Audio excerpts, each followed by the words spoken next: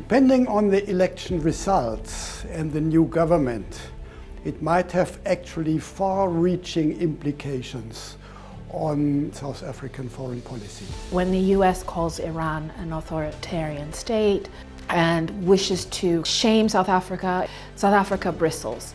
I think the election may change how much it bristles.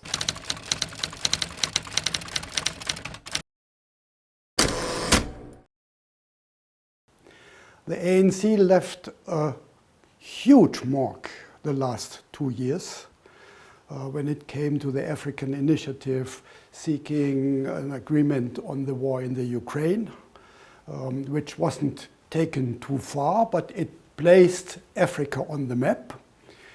BRICS last year, the summit in South Africa, received huge international attention. And of course, more recently, the South African claim against Israel in the International Court of Justice. All of these markers are in question if the ANC is not any longer the sole party in government. And it much depends if they need to enter a coalition, with whom they enter the coalition.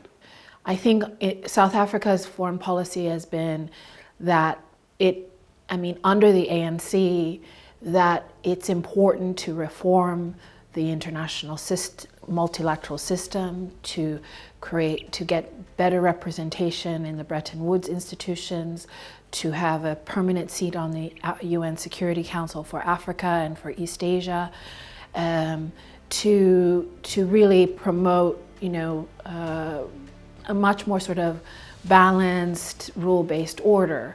However, that notwithstanding, there are aspects of the South African foreign policy that have really resisted the categorization of some states as pariah states or authoritarian states by other states that also behave a bit badly.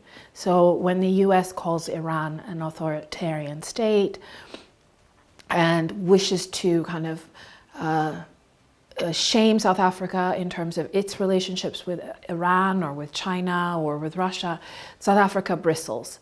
I think the election may change how much it bristles, depending on who gets into coalition government with the ANC.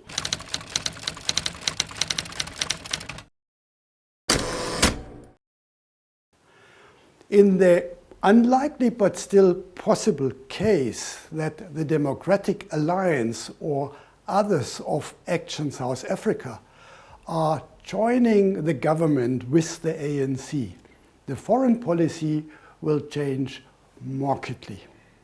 They are very much pro-Western, they are pro-Israel, they are pro-Ukraine, so that might be the biggest stumbling block if it should come to negotiations over a coalition, how the ANC could find a common denominator with these parties.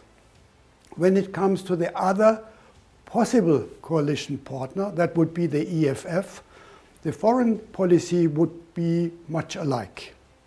The EFF, being Pan-Africanist, populist, would maintain to a large extent the same positions as the ANC, and then the foreign policy would not significantly change. So basically the outcome of the elections and the composition of the next government will have a major impact on South Africa's foreign policy. It should not be overlooked.